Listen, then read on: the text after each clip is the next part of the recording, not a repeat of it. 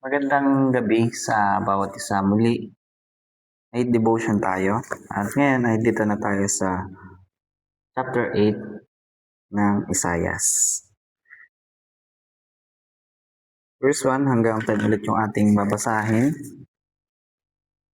At yun, umpisa na natin. Sinabi sa akin ni Yahweh, kumuha ka ng isang malapad na tapyas ng bato at isulat mo sa malalaking letra ang mga sumusunod. Kay Maharsh Salals Hasbas. Ikuha mo ako ng dalawang saksing mapapagkatiwalaan, ang paring si Urias at si Sekarayas na anak ni Jeberiasias.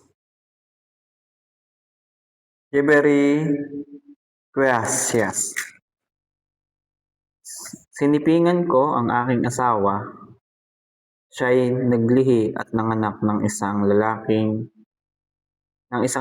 at sinabi sa akin ni Yahweh, ang ipangalan mo sa kanya'y Maharshalalhasbas,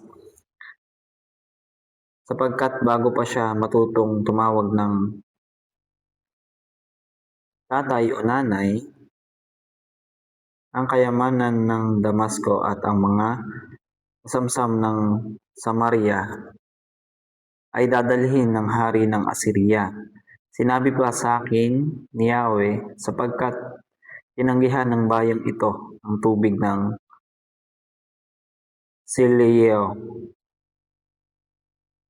Siloyo na umaagos ng banayad at nangangatog sila sa harapan ni Rezin at anak ni Remelias.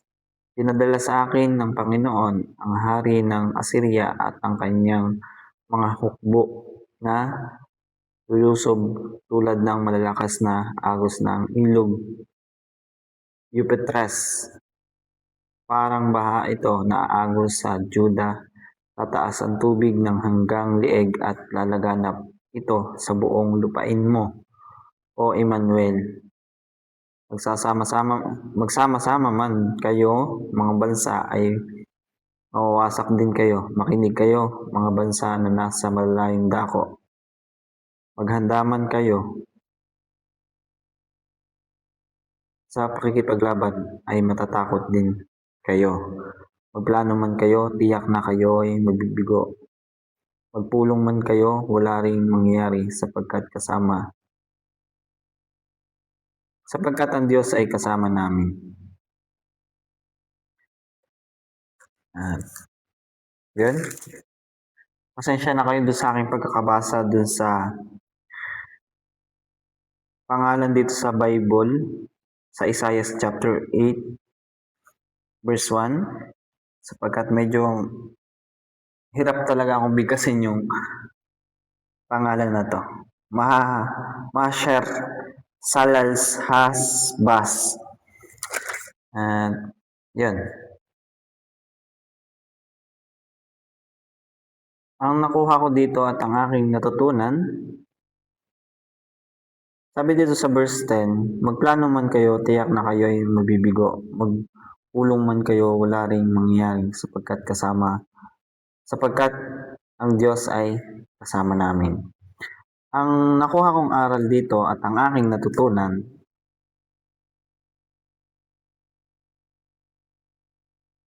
kapag kasama natin ang Panginoon, pag tayo nasa presensya ng Panginoon, anumang gawin ng kaaway sa atin, hindi tayo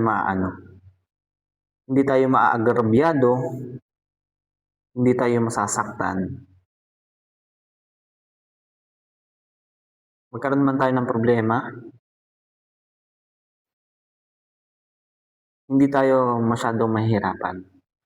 Sapagkat kasama natin ang ating Panginoon, ang Diyos natin na buhay. Yun yung aking nakuhang aral dito.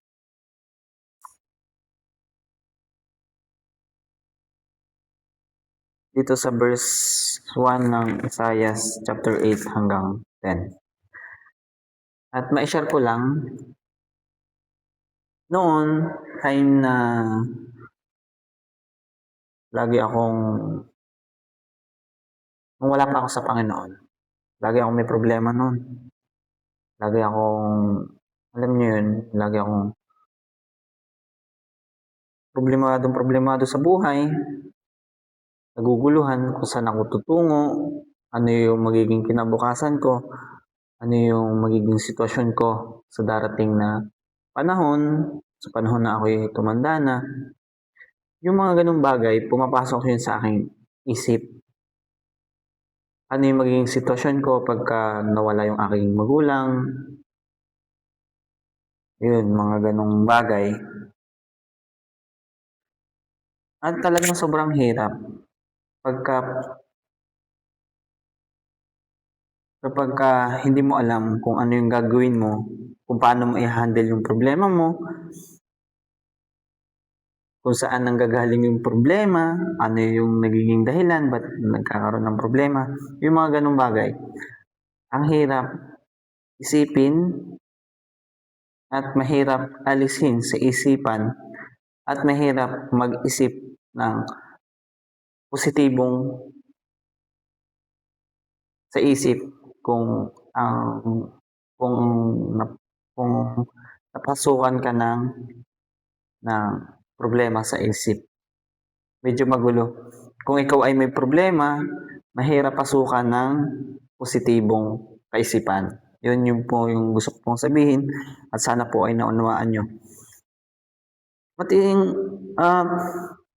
Yun, salamat sa Panginoon sapagkat meron siyang ginamit na tao sa aking buhay upang yung kaisipan ng pagiging negatibo at kaisipan ng konting problema ay malaki na agad.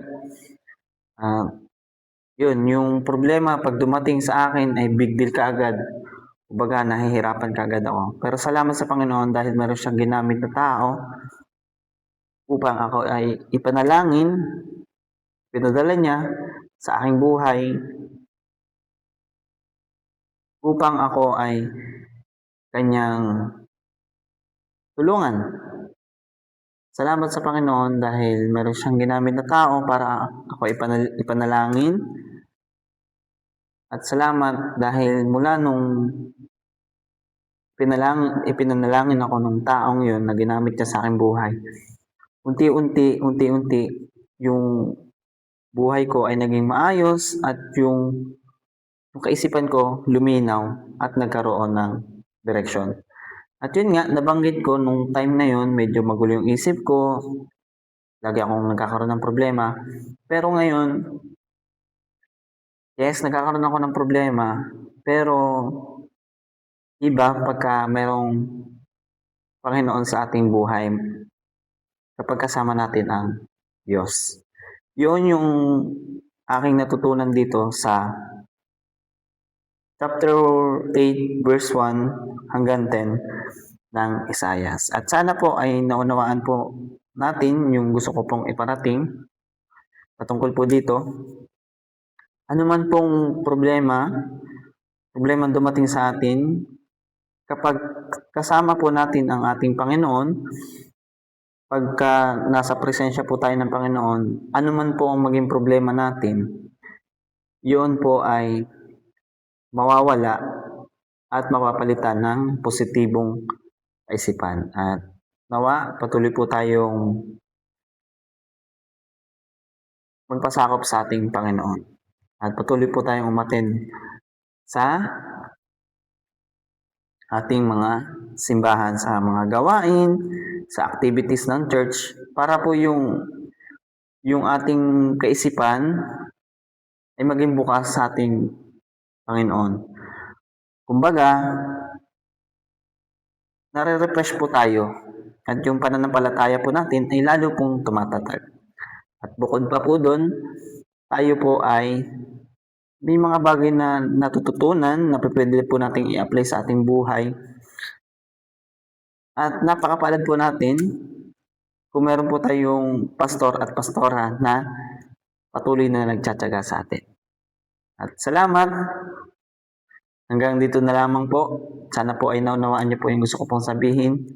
Muli, kita-kits po tayo sa ating night devotion. Bukas po ng gabi. God bless po. Bye-bye! At kung meron po kayong hindi naunawaan sa aking mga sinabi, pwede po kayong mag-comment dito. At sana po ay mapag-usapan po natin. Yun lamang po at maraming salamat. Bye-bye po.